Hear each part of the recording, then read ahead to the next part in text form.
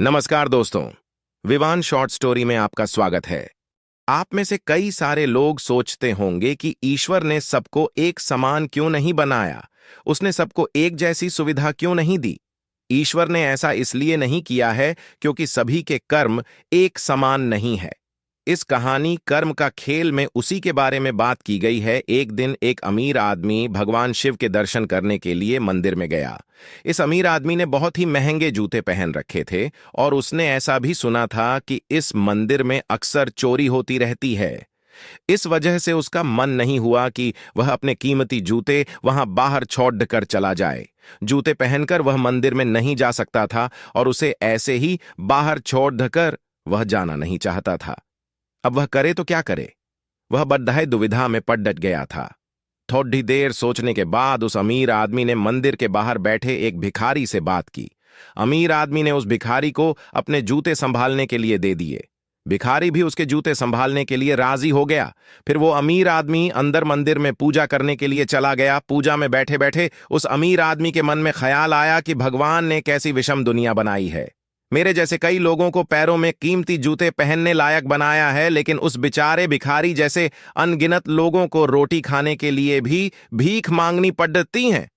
वो अमीर आदमी मन ही मन भगवान से फरियाद करते हुए बोला कि आपने सब लोगों को एक समान क्यों नहीं बनाया, आपने सभी को एक जैसी सुविधा क्यों नहीं दी। फिर उसने मन ही मन तय किया कि यहां से वापस जाते समय वो उस भिखारी को 500 रुपये देकर जाएगा। पूजा खत्म होने के बाद जब अमीर आदमी बाहर आया तो ना उसे अपने जूते दिखे, ना ही उसे वो भिखारी दिखा। उस अमीर आदमी को लगा कि भिखारी किसी काम से कहीं बाहर गया होगा, इसलिए थोड़ी देर तक उसने वही खड्डे रहकर भिखारी का इंतजार किया। काफी देर तक इंतजार करने के बाद भी जब भिखारी वापस नहीं आया तो उस अमीर आदमी को पता चल गया कि भिखारी उसे ठग के चला गया है। दुखी होकर अमीर आदमी नंगे पैर ही अपने घर की तरफ चल पड़ा। रास्ते में उस अमीर आदमी ने देखा कि फुटपाथ पर एक जूते चप्पल बेचने वाला बैठा है। अमीर आदमी एक जोड़ी चप्पल खरीदने के लिए उसके पास पहुंचा। वहां पहुंचते ही उस अमीर आदमी की नजर उसके जूते के जैसे ही जूते पर पड़ी। अमीर आदमी पहचान गया कि ये उसी के जूते हैं। पूछने पर बेचने वाले ने पहले मना किया, लेकिन बार बार पूछने पर और दबाव देने पर उसने माना कि यह जूते उसे एक भिखारी आर्सफाफंसो में बेच कर गया है।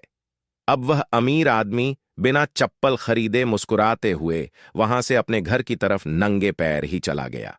उसे भगवान से की गई अपनी फरियाद का जवाब मिल चुका था। उसे समझ में आ गया था कि जब तक लोगों के कर्म एक जैसे नहीं होते तब तक सब एक समान नहीं हो सकते। भगवान ने उस भिखारी के तकदीर में 500 रुपये लिखे ही थे, लेकिन कैसे कर्म करके उन्हें लेना है यह उस भिखारी के हाथ में था। अगर वह चोरी ना भी करता फिर भी उसे 500 रुपये मिलने वाले थे। शायद उसके ऐसे ही बुरे कर्मों की वजह से आज वो एक भिखारी था। वीडियो अच्छी लगे तो चैनल को सब्सक्राइब जरूर करें।